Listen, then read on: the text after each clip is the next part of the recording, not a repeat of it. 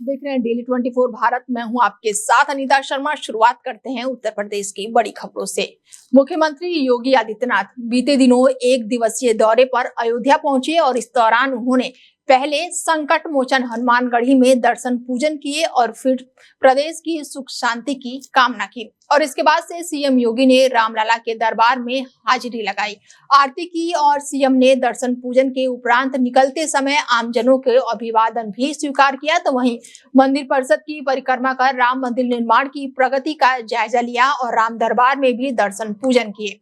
मुख्यमंत्री ने अपने दौरे की शुरुआत संकट मोचन हनुमानगढ़ी मंदिर से की है और उन्होंने यहाँ पर विधिवत पूजा अर्चना करते हुए प्रदेशवासियों के शुभकामना और साथ ही सुखमय जीवन की प्रार्थना की। यहाँ से निकलकर मुख्यमंत्री ने रामलला के दर्शन किए। उन्होंने श्री रामलला की आरती उतारी और मंदिर की परिक्रमा की। इसके साथ ही उन्होंने राम दरबार में भी दर्शन पूजन किए और इस अवसर पर उन्होंने मंदिर निर्माण की प्रगति की जानकारी भी ली। राम मंदिर ट्रस्ट के पदाधिकारियों ने उन्हें निर्माण कार्यों की वर्तमान स्थिति और आगामी योजनाओं से अवगत कराया। समाजवादी पार्टी के राष्ट्रीय अध्यक्ष अखिलेश यादव ने योगी सरकार में मंत्री और सुभाष सपा नेता ओम प्रकाश राजभर के घर पर अखिल भारतीय विद्यार्थी परिषद के कार्यकर्ताओं द्वारा हंगामे पर प्रतिक्रिया दी है।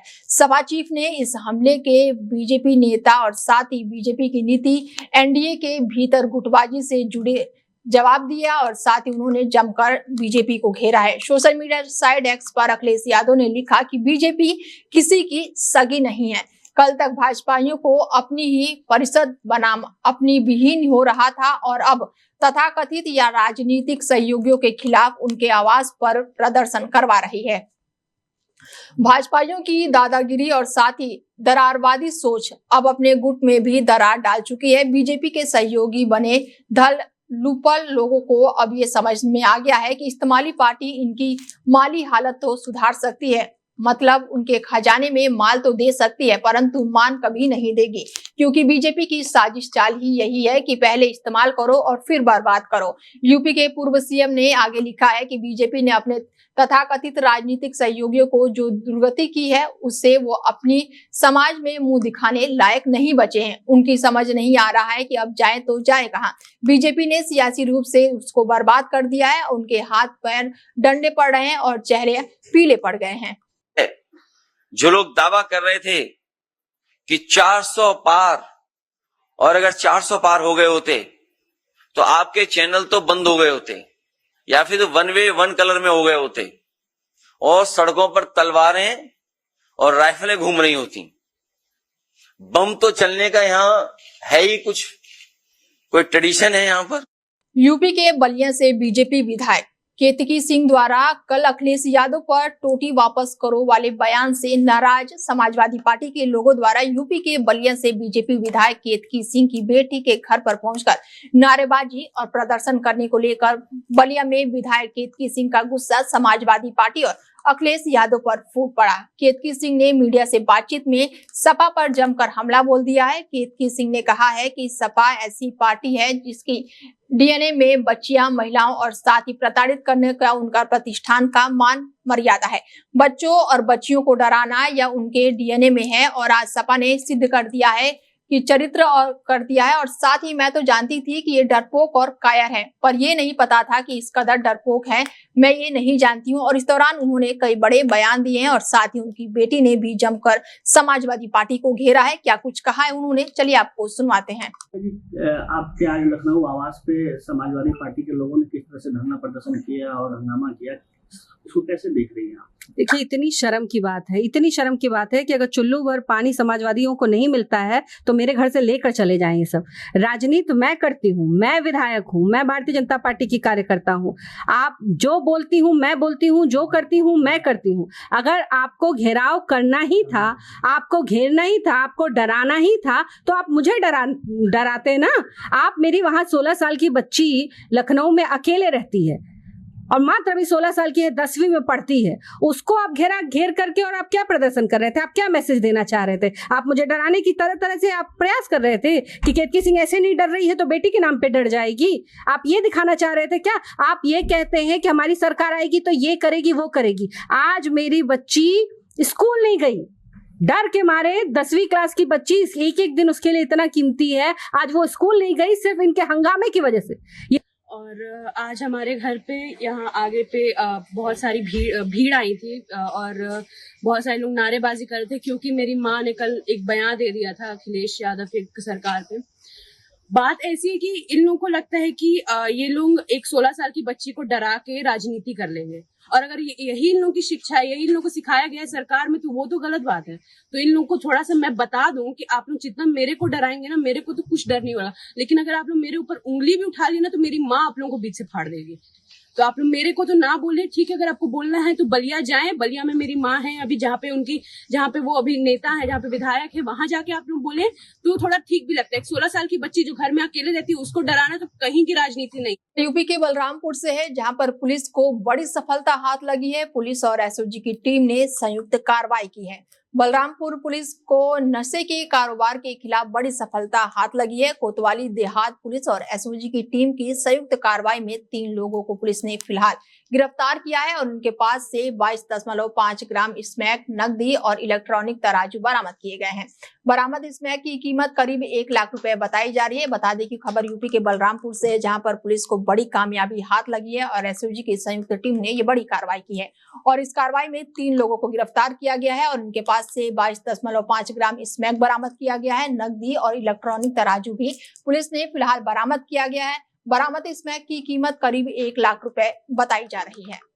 में छोटी छोटी चोरियां हो रही थी, इसको देखते हुए पुलिस अधीक्षक महोदय के द्वारा इस चोरियों का मूल कारण क्या है, इस पर गहन विश्लेषण करने के बाद पुलिस अधीक्षक महोदय के द्वारा एक कार्य योजना तैयार की गई कि जो नशा है इसके ऊपर सभी थाना क्षेत्रों में सघन अभियान चलाया जाएगा। इसी के क्रम में ये अभियान चलाया गया और ये तहसील सदर के सामने इन लोग के द्वारा स्मैक बेचा जा रहा था। इसमें 3 लोग पकड़े गए हैं, कुलदीप पांडे, उसकी वाइफ और ददन और दद्दू, ये लोग पकड़े गए हैं। इनके पास से स्मैक बरामद हुई है, जो बेचे हुए पैसे थे वो। दिल्ली से नोएडा मार्ग पर भीषण जाम लगा हुआ है, तो वहीं रेंग रेंग कर गाड़ियां चलती हुई नजर आ रही हैं। दिल्ली से नोएडा जाने वाले मार्ग पर लंबा जाम देखने को मिल रहा है। चिलर बॉर्डर से ग्रेटर नोएडा जाने वाले मार्ग पूरी तरह से जाम हो गए हैं। रेंग रेंग कर किसी तरह गाड़ियां चल रही हैं। तस्वीरें हालातों को बयां कर रही हैं कि वाहनों का दबाव ज्यादा होने की वजह से रोजाना यहां पर जाम लग जाता है। दिल्ली से नोएडा और ग्रेटर नोएडा एक्सप्रेसवे में इतने मार्ग में लाखों वाहन देखने को मिल रहे हैं। हालांकि गाड़ियां पूरी तरह से रेंगती हुई नजर आ रही हैं।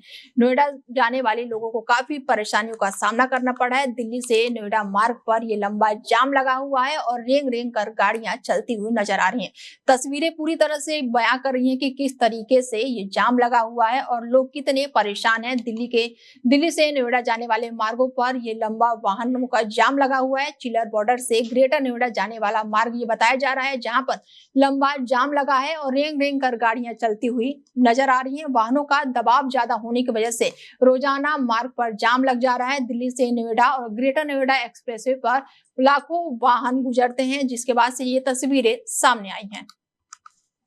इलाहाबाद हाई कोर्ट में नवयुक्त न्यायमूर्ति अरुण कुमार ने बुधवार सुबह शपथ ली है और साथ ही शपथ समारोह में न्यायाधीश जस्टिस अरुण बंसाली के न्याय कक्ष में संपन्न हुआ। एशिया के सबसे बड़े हाई कोर्ट में न्यायमूर्ति के 160 पद स्वीकृत हैं और 2 दिन पहले ही सुप्रीम कोर्ट ने 26वें अधिवक्ता न्यायिक अधिकारी को न्यायमूर्ति बनाए जाने का प्रस्ताव सरकार को भेजा गया है। न्यायमूर्ति अरुण कुमार के नाम को करीब 20 महीने बाद सरकार की तरफ से स्वीकृति मिली है। बता दें कि इलाहाबाद हाई कोर्ट के न्यायमूर्ति पद की शपथ दिलाई गई है। अरुण कुमार बंसाली यहां पर जज बने हैं और साथ ही अधिवक्ता अरुण कुमार ने शपथ ली है। इलाहाबाद हाई कोर्ट को फिलहाल नया जज मिल गया है। अधिवक्ता अरुण कुमार ने शपथ ले ली है और इलाहाबाद हाई कोर्ट के न्यायमूर्ति पद की शपथ ली गई है। चीफ जस्टिस के न्याय कक्ष में ये बड़ा समारोह हुआ। इलाहाबाद हाई कोर्ट के नवनियुक्त न्यायमूर्ति अरुण कुमार ने बुधवार सुबह पद की शपथ ग्रहण की है। शपथ समारोह में न्यायाधीश जस्टिस अरुण कुमार बंसाली के न्याय कक्ष में ये समारोह संपन्न हुआ। एशिया के सबसे बड़े हाई कोर्ट में न्यायमूर्ति के 160 पद स्वीकृत किए गए हैं। इसके साथ ही इलाहाबाद हाई कोर्ट को फिलहाल नया जज मिल गया है और उन्होंने अपने शपथ भी ले ली है।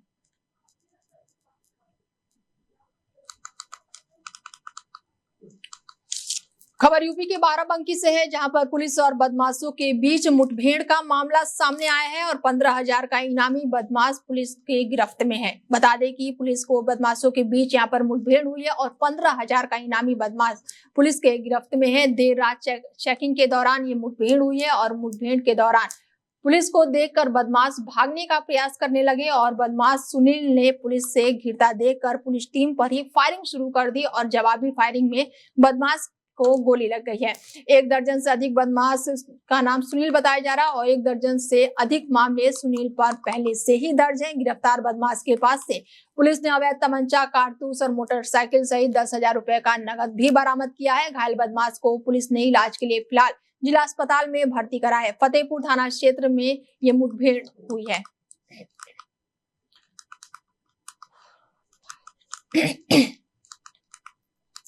उत्तर प्रदेश के पीलीभीत से एक अजीबोगरीब मामला सामने आया है, जहां पर समोसे की मांग पूरी नहीं होने पर पत्नी ने मायके वालों से भारी पंचायत में पति को पिटाई करवा दी है। ये घटना 31 अगस्त की बताई जा रही है। उत्तरी क्षेत्र में ये घटना हुई है। बुधवार को पूरनपुर कोतवाली पुलिस ने इसकी रिपोर्ट दर्ज की और मामले की जांच भी शुरू कर दी है। युवक की पत्नी और उसके रिश्तेदारों ने एक मामूली विवाद यानी कि समोसा नहीं लेने को लेकर विवाद हुआ और यहाँ पर बैठक बुलाई और ग्राम पंचायत के दौरान उसकी पिटाई कर दी गई। पीड़ित युवक की मां की लिखित शिकायत पर पुलिस ने महिला और पुरुषों को विरुद्ध मामला दर्ज कर लिया है।